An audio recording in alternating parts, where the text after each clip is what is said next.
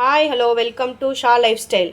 இன்றைக்கி நம்ம என்ன வீடியோ பார்க்க போகிறோன்னா பருத்தி பால் செய்கிறது எப்படின்னு பார்க்க போகிறோம்.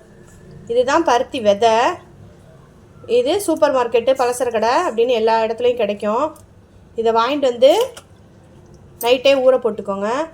நைட்டே நான் ஊற போட்டுட்டு நல்லா அலசிட்டு எடுத்து வச்சுருக்கேன். இதை எப்படி செய்கிறதுன்னு இப்போ பார்க்கலாம். இதுதான் பருத்தி விதை. ஊற வைக்கிறதுக்கு முன்னாடி இப்படி தான் இருக்கும். இது சுற்றி பஞ்சு பஞ்சாக இருக்கும். நான் ஒரு 150 கிராம் அளவு பருத்தி விதை எடுத்திருக்கேன். இந்த பருத்தி விதையை ஒரு 4 டைம்ஸ் நல்லா வாஷ் பண்ணிவிட்டு நம்ம நல்லா புழிஞ்சிட்டு மிக்ஸி ஜாரில் சேர்த்துக்கலாம்.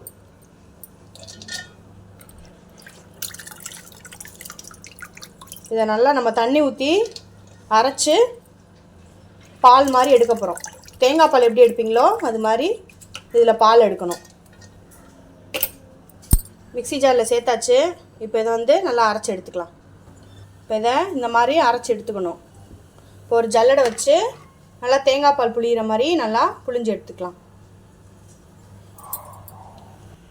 இப்போ இதை நம்ம ஜல்லடையில் சேர்த்து நல்லா ஃபில்ட்ரு பண்ணி எடுத்துக்கலாம்.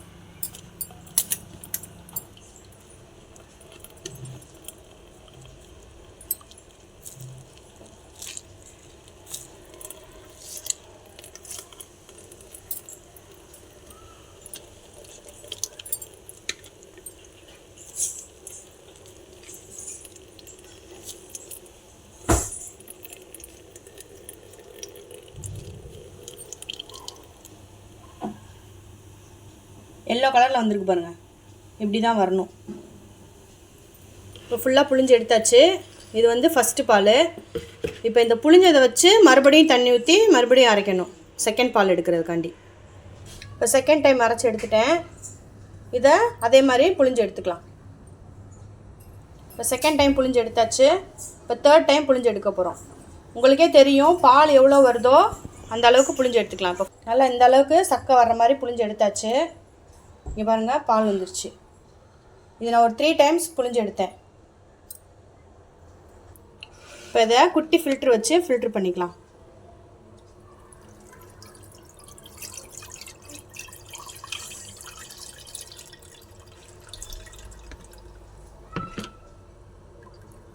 இப்போ நம்ம எடுத்த பாலோட ஒரு செம்பு அளவு தண்ணி ஊற்றி நல்லா அடிக்கனமான பாத்திரத்தில் வச்சு கைவிடாமல் கிண்டிகிட்டே இருக்கணும். இப்போ நான் அடுப்பில் வச்சாச்சு. நல்லா கைவிடாமல் கிண்டிகிட்டே இருப்போம். ஒரு சின்ன குழி கரண்டி அளவுக்கு பச்சரிசி மாவு எடுத்து நல்லா தண்ணி ஊற்றி கரைச்சி வச்சுக்கணும். அதில் மிக்ஸ் பண்ணுறதுக்காக தண்ணி ஊற்றி கரைச்சிக்கலாம்.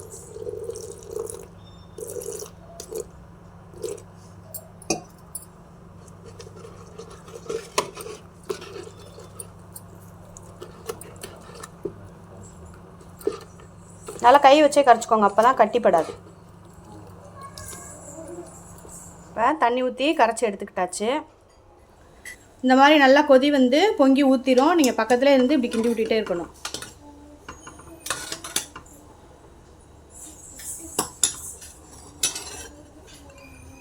இப்போ நல்லா கொதி வருது.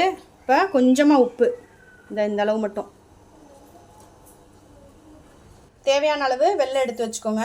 உங்களுக்கு இனிப்பு எவ்வளோ தேவையோ அந்த அளவுக்கு மட்டும் வெல்லம் சேர்த்துக்கோங்க. இப்போ நம்ம இதில் வெல்லம் சேர்த்துக்கலாம்.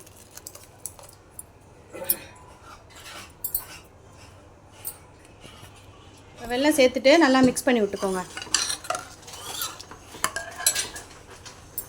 இப்போ வெல்லம் சேர்த்துட்டு நம்ம எடுத்து கரைச்சி வச்ச பச்சரிசி மாவை இதில் கலந்துக்கலாம்.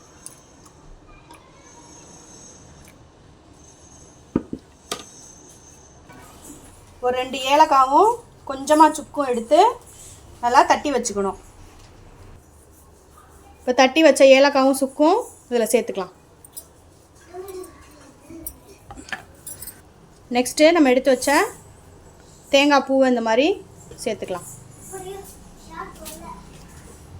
தேங்காய் அதிகமாக சேர்த்தா நல்லா தான் இருக்கும், அதிகமாக சேர்த்துக்கோங்க. சேர்த்துட்டு அடுப்பை ஆஃப் பண்ணிக்கலாம்.